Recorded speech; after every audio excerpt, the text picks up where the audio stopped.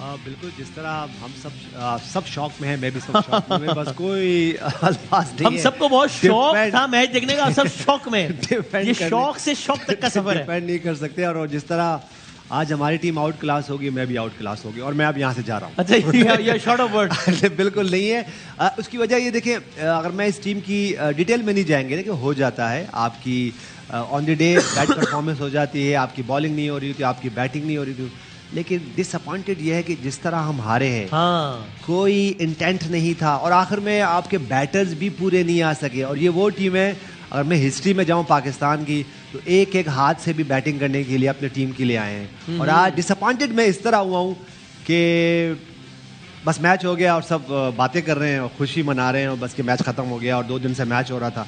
ये देखें, हम हमेशा एक बात करते हैं कि ये जो गेम्स होती हैं इंडिया पाकिस्तान के, ये इस गेम से बढ़ के है आपका। और ये सिर्फ स्किल्स का गेम नहीं होता, ये एक 2 नेशंस खेल रही हैं, तो ये आपको अपने स्किन के बाहर आना होता है। और जैसे हमने देखा कि हमारी टॉप बॉलिंग के खिलाफ जिस तरह इंडियन बैटर्स ने प्लान बना के आए, और उन्हें वही स्किल वाले बैटर थे जो कुछ ही दिनों पहले जब वो बैटिंग करने आ रहे थे तो उनको समझ में नहीं आ रहा था। हाँ। लेकिन आज जब वो आए तो आज स्किल तो वही थे, कंडीशन भी कोई आसान नहीं थी। अगर कल की मैं बात करूं, जिस तरह आज की कंडीशन अगर मुश्किल थी हमारे बैटर्स के लिए, तो कल भी कंडीशन इतनी आसान नहीं थी इंडियन बैटर्स के लिए। लेकिन वो प्लान लेके आए और उनकी एग्जीक्यूशन बहुत ज़बरदस्त थी। तो डिसअपॉइंटेड ये है कि हमारे पास कोई बैकअप प्लान नहीं है। जैसे हम बात करते हैं कि आपके पास अगर खुदा ना खास्ता इन 3 बॉलर्स के में से कोई भी बॉलर अनफिट हुआ तो क्या करेंगे। आज वो अनफिट हुआ तो हमारे पास कोई आंसर ही नहीं था कि कोई स्लिप नहीं है, कुछ एग्रेशन नहीं है, और हम सिर्फ चाह रहे हैं किसी तरह 24-25 ओवर हो जाए, मैच खत्म हो जाए और मैच बस हम बैटिंग करने आए। और हमने बैटिंग में भी काफी देखा। सही। तो मेरे ख्याल से इस तरह it's not only about the result. ना, इट्स नॉट अबाउट रिजल्ट। खेले ये मसला है। देखिए, ये फर्स्ट टाइम नहीं हुआ, हम भी काफी दफा खेले, हम भी इसी तरह खेले होंगे अपने लाइफ में। हमेशा ये नहीं कि चैंपियंस की तरह नहीं खेले, लेकिन बॉडी लैंग्वेज आपको चैंपियंस की तरफ, वो कहीं भी नहीं थी। नंबर 1 पाकिस्तान नंबर 1 टीम थी मेरे ख्याल से, अब नहीं है।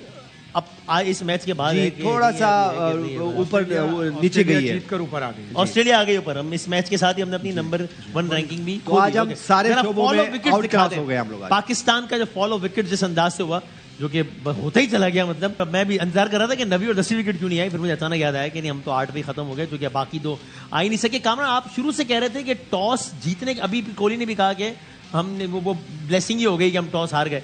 टॉस जीत के जब हमने बॉल करने का फैसला किया, तब से कह रहे थे कि आपने तो कल कहा कि ब्लंडर है। सवाल मेरा है कि अभी जो हमें इतनी दुश्वारी पेश आई बैटिंग करने में, these were very difficult conditions to bat, या फिर इंडियन बॉलर्स ने बहुत एक्सेप्शनली बॉल किया? नहीं, अगर क्या हमारे बॉलर्स भी होते तो इसी तरह आउट क्लास कर देते? कंडीशंस ही इतनी ज्यादा फेवरेबल थी बॉलर्स के लिए क्या?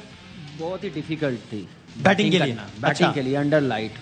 और जब आपने स्टार्ट ही एक गलत डिसीजन से लिया, ब्लंडर मारने से, तो आप अपनी टीम पूरी अंडर प्रेशर लेके आ गए हैं।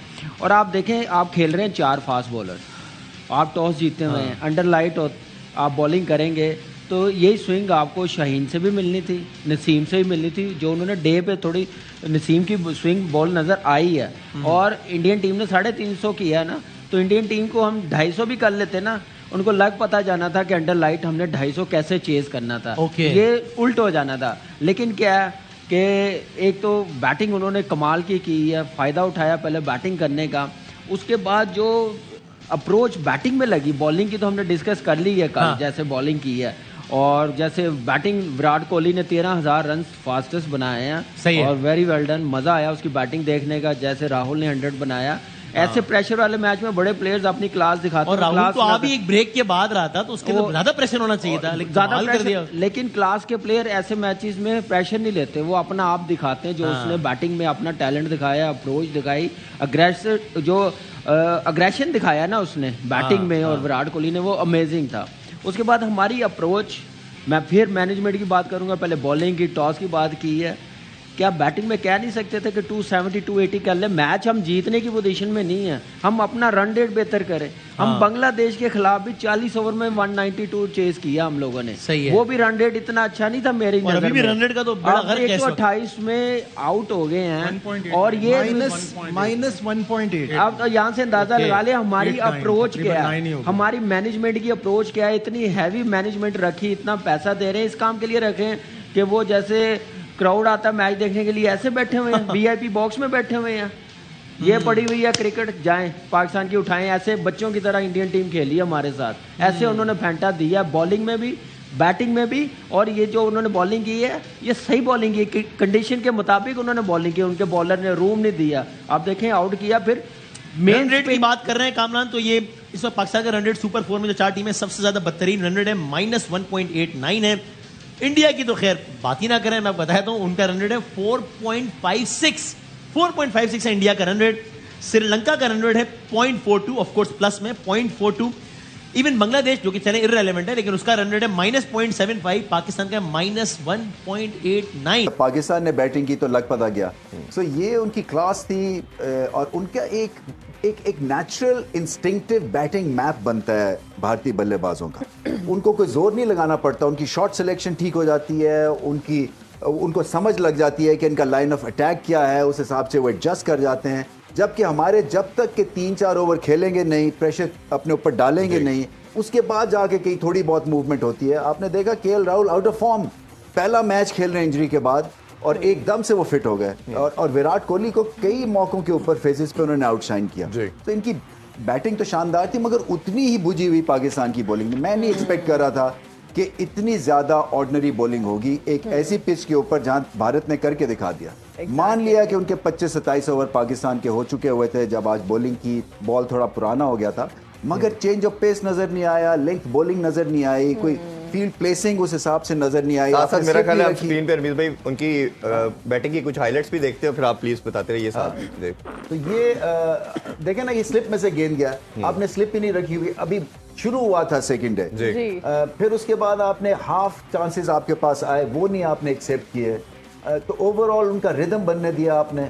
और फिर इन दी एंड फिर बहुत मुश्किल हो गया था कि इसको कैसे क्लॉ बैक किया जाए इस सारे सिचुएशन को, क्योंकि एक तो मुझे लगता है जैसे कि खौफजदा भी हैं थोड़ा बहुत विराट कोहली से।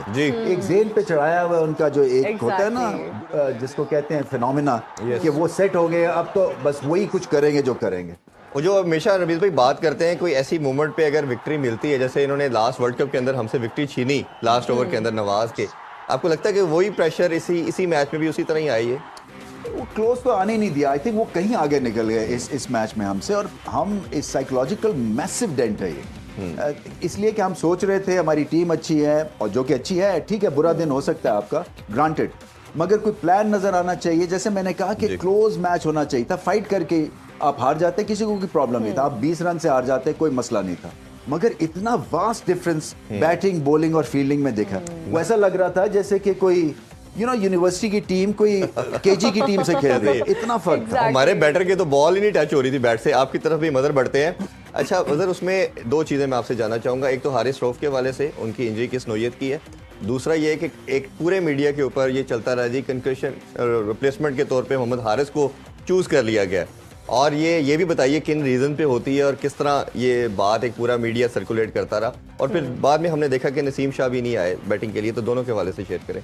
देखिए हारिस का तो ये है कि कंकशन सिर्फ तब होता है जब आपके सर के ऊपर जो है बॉल लगे, तो उसके बाद अगर आपके कोई इस तरह के सिम्टम्स हैं तो आप रेफरी के पास जाके अपना केस प्लीड करते हैं कि ये मतलब डेंजरस हो सकता है। तो उस केस में या फिर अगर कोई कोविड हो गया किसी को, ये रिसेंटली उन्होंने इंट्रोड्यूस किया था, तो वैसे अगर कोई इंजरी हो जाए तो उसमें आप जो है वो 11 में नहीं आ सकते, फील्डिंग करने आ सकते हैं। कीपर भी अगर इंजर्ड हो जाए तो उसकी जगह कोई कीपर आ सकता है फील्डिंग करने, लेकिन बैटिंग या बॉलिंग नहीं कर सकते। तो आई थिंक अभी हारिस का जो 22 अप्रैल को जम्मू कश्मीर के पहलगाम में हुए आतंकी हमले में 26 पर्यटकों की जान चली गई। इस हमले के बाद देश में गम और गुस्से का माहौल है। आतंकवादियों और उसके आकामों का विरुद्ध कड़ी कार्रवाई की मांग हो रही है। केंद्र सरकार भी एक्शन मोड में है, उसमें पड़ोसी मुल्क पाकिस्तान के खिलाफ बड़े फैसले के लिए पहलगाम हमले का असर भारत पाकिस्तान के बीच क्रिकेट रिश्तों पर भी पड़ सकता है। भारतीय क्रिकेट नियंत्रण बोर्ड बीसीसीआई की तत्काल चिंता एशिया कप 19 सितंबर में भारत की मेजबानी में होने वाला है। अब एशिया कप को लेकर महान बल्लेबाज सुनील गावस्कर ने बड़ा बयान दिया है। गावस्कर ने स्पष्ट रूप में कहा कि अगर ऐसी ही परिस्थिति रही तो पाकिस्तान का एशिया कप में भाग लेना मुश्किल होगा। गावस्कर ने यह भी कहा कि भारत पाकिस्तान के बीच तनाव के चलते एशियन क्रिकेट काउंसिल आने वाले महीनों में भंग हो सकती है। सुनील गावस्कर ने स्पोर्ट टुडे को दिए इंटरव्यू में कहा, बीसीसीआई का रुख हमेशा से वही रहा जो भारत सरकार उनसे करना चाहती है। वो मैं नहीं समझता कि एशियन कप के मामले में इनमें कोई बदलाव होगा। एशिया कप के इस सीजन के लिए भारत मेजबान है। ये इस बात पर निर्भर करता है कि वे चीज़ें बिल्कुल बदली, लेकिन वे नहीं बदली तो पाकिस्तान को एशिया कप का हिस्सा बनते नहीं देख सकते। उन्होंने आगे कहा कि मुझे नहीं मालूम कि एशिया कप पर कैसे हो सकता है, लेकिन एशिया कप क्रिकेट काउंसिल को भंग कर दिया जाएगा और 3-4 देशों का टूर्नामेंट कराया जाएगा जिसमें हांगकांग या यूएई को आमंत्रित कर लिया जाएगा।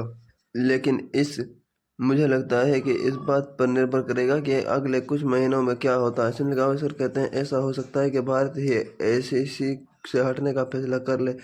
हम कह सकते हैं कि हम बांग्लादेश से श्रीलंका में मल्टीनेशनल टूर्नामेंट आयोजन करने जा रहे हैं। अगर दो देशों एक दूसरे के खिलाफ लड़ रहे हैं तो दूसरे के साथ खेलना बड़ा मुश्किल हो सकता है। दोस्तों, कैसी लगी वीडियो को लाइक शेयर एंड चैनल को सब्सक्राइब करें।